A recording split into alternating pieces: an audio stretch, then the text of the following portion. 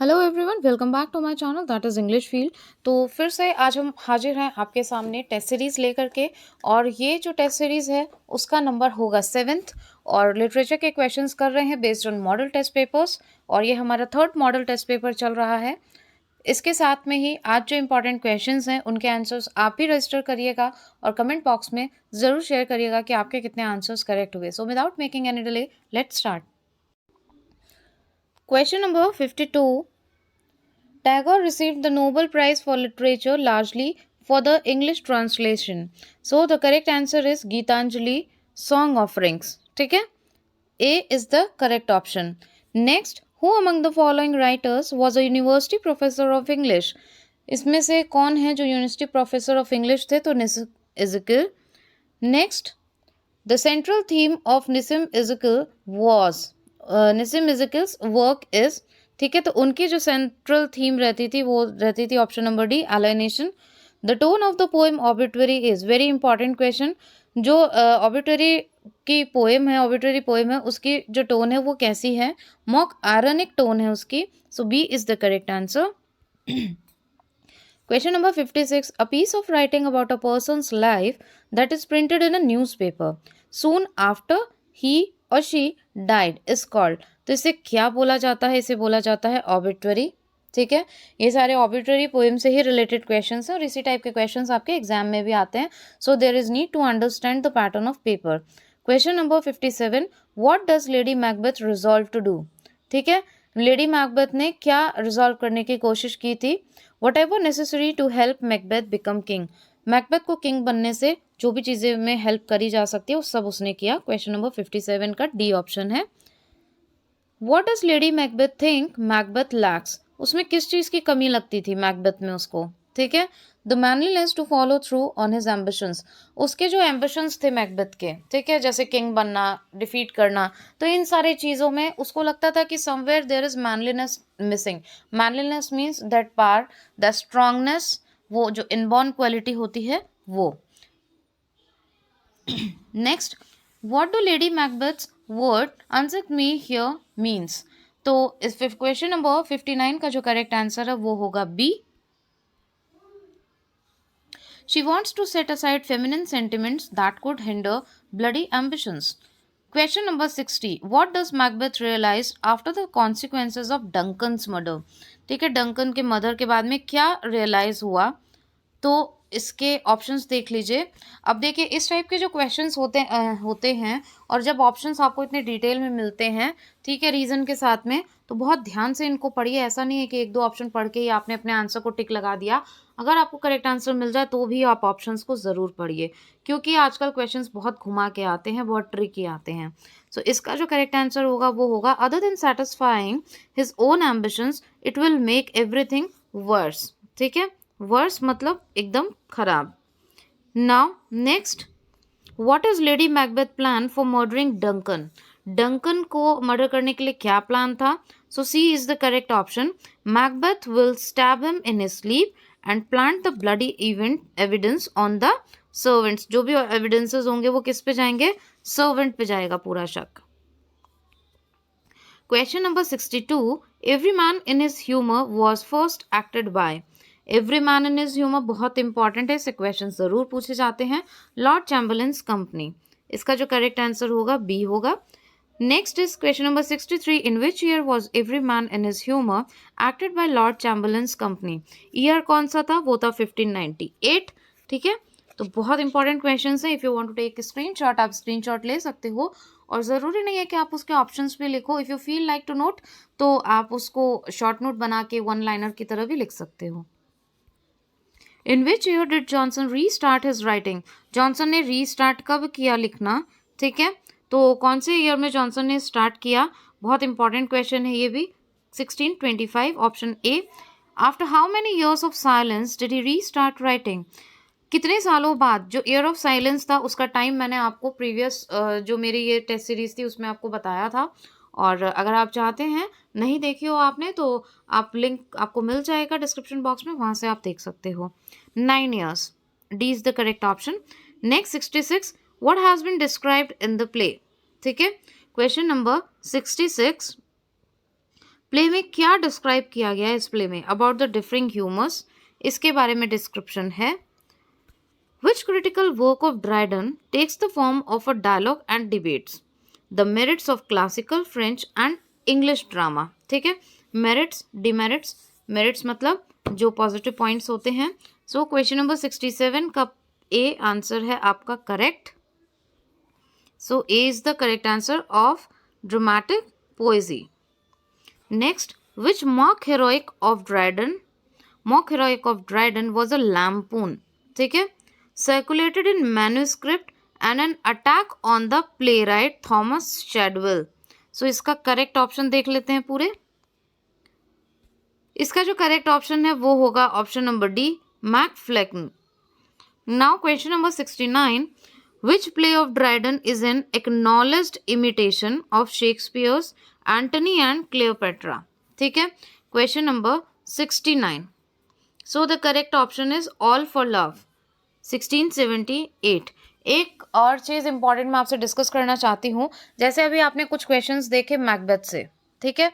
इससे पहले वाली सीरीज में ज़्यादातर क्वेश्चन चार्ल्स लाम से थे. बेकन के बहुत सारे क्वेश्चंस हमने सॉल्व किए.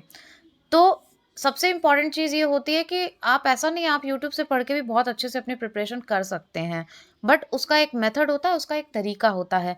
वो ये होता है कि नोइंगली अननोइंगली, जाने अनजाने में हम कुछ चीज़ें इग्नोर कर देते हैं या उस पर ध्यान नहीं देते हैं, जो हमारे आगे के लिए फिर रिजल्ट में वो प्रॉब्लमेटिक होती है. ऐसा नहीं है कि आपको देखने में लेंदी लगता है सिलेबस, आई डू अग्री, लेकिन आपको सिर्फ हार्ड वर्क करने की ही ज़रूरत नहीं है. इन एग्ज़ाम्स को थोड़ा स्मार्ट वर्क करके क्रैक किया जा सकता है, ठीक है. और बहुत ज़रूरी है कि आप स्मार्ट वर्क करो. उसके लिए आपके जो इस युद्ध की तैयारी है वो एकदम परफेक्ट होनी चाहिए. कहने का मेरा मतलब ये है कि जैसे युद्ध के लिए आप सारी चीज़ें तैयार करते हो कि किसी भी तरीके से आपको डिफीट ना खाना पड़े, ठीक उसी तरीके से एग्ज़ाम को भी लो. 1 रुपया आप खर्च करते हो, बहुत ध्यान से खर्च करते हो कि उसके बदले में हमें मिलेगा क्या. तो उसी तरीके से इसको क्यों नहीं लेते हो कि जो मेरा 1-1 मिनट जा रहा है, तो इसको मैं जहाँ भी इन्वेस्ट कर रहा हूँ या कर रही हूँ, तो उसके बदले मुझे मिलेगा क्या. ठीक है, इम्पोर्टेंस की बात है, आप प्रायोरिटीज़ की बात है कि किस चीज़ को आप प्रायोरिटी दे रहे हो. तो थोड़ा स्मार्ट वर्क करना बहुत ज़रूरी है हार्ड वर्क के साथ में. पोथी नहीं पढ़नी है आपको. एग्जामिनर के जो इम्पॉर्टेंट कहते हैं ना फेवरेट कॉर्नर्स है, उनको आपको पहचानना है. Analysation power is very important. सबसे पहले तो आप पेपर को ही एक बार नहीं 10 बार एनालाइज करो बहुत अच्छे से कि आखिर क्वेश्चन का पैटर्न क्या है, कहाँ से सेट हो रहे हैं, किस तरीके की थीम को पकड़ रहा है. क्योंकि देखिए कई पोएम्स भी हैं जो बहुत लेंदी है. अब जैसे टी.एस. एलियट को ले लीजिए, वेस्टलैंड, आपको पता है कि वहाँ से क्वेश्चन आएंगे ही आएंगे. राइटर तो कहने को 80 हैं, ठीक है, 80 से या शायद थोड़े ज़्यादा ही हैं. तो ये सारी चीज़ें हैं, तो उसमें से आपको इम्पॉर्टेंट पता होना ही होना चाहिए. और इसीलिए उसी तरीके से मैं आपको टेस्ट सीरीज भी सॉल्व करवा रही हूँ, जो सबसे पहले मोस्ट इंपॉर्टेंट है. तो आपके स्कोर बोर्ड को अपग्रेड करने में वो बहुत हेल्प करता है. तो सबसे पहले इन चीज़ों को आप कवर करो. और ऐसा नहीं है कि जब आप इंटरेस्ट लेके अच्छे से कंसेप्चुअल बेस से समझोगे ना, तो आपको कोई भी चीज़ टफ नहीं लगने वाली है. टफ आपको तभी लग रहा है, ये मैं आपके कमेंट के बेस में कह रही हूँ. तो ये मैं आपको क्लियर कर दूँ कि चीज़ें आपको टफ तभी लग रही है जब आपको उसका कंसेप्ट क्लियर नहीं है. तो दिमाग पे प्रेशर भी आएगा, बर्डन भी लगेगा और इंटरेस्ट भी नहीं आएगा. सीधी सी बात है, जिस चीज़ में आपको इंटरेस्ट होता है वही चीज़ आप अच्छे से कर पाते हो. आप खुद ही अपने ऊपर इस चीज़ को लागू करके देख सकते हो. जिसमें इंटरेस्ट आता है उसको आप बहुत बढ़िया से करते हो, एकदम पारंगत हो उसमें. इंटरेस्ट तभी नहीं आता जब वो चीज़ आपको क्लियर नहीं होती. जैसे जैसे चीज़ें क्लियर होने लग जाती है, आपका इंटरेस्ट भी डेवलप होता है. ये सब चीज़ें आप कहोगे मैम इसके बीच में क्यों बोल रही हैं. कई चीज़ों की इंपॉर्टेंस होती है, कभी कभी डिस्कशन करना बहुत ज़रूरी होता है. ऐसा नहीं है बस अंधेरे में आप पढ़ते जा रहे हो पढ़ते जा रहे हो. ठीक है, थोड़ा स्मार्ट वर्क भी करिए जिससे कि एग्ज़ाम क्रैक हो. तो आपको पेपर ज़रूर एनालाइज करना चाहिए, देखना चाहिए कि क्या है उसके अंदर क्या नहीं है, किस तरीके से क्वेश्चन पूछे जा रहे हैं या लास्ट टाइम किस तरीके से क्वेश्चन पूछे गए हैं. राइट. तो बस यही मैं बताना चाह रही थी. जैसे कई चीज़ें अब आपकी रिक्वेस्ट आई है कुछ एसेस वगैरह की, तो आपको पता है मेरा जो पैटर्न है पढ़ाने का, लाइन बाय लाइन मैं एक्सप्लेन करूँगी. उसके बाद में आपको विद नोट्स जो ऑथेंटिक कंटेंट है, जो हम यहाँ भी करते हैं, वही चीज़ें मैं आपको पूरी ऐसी की ऐसी प्रोवाइड करूँगी फ्री ऑफ कॉस्ट.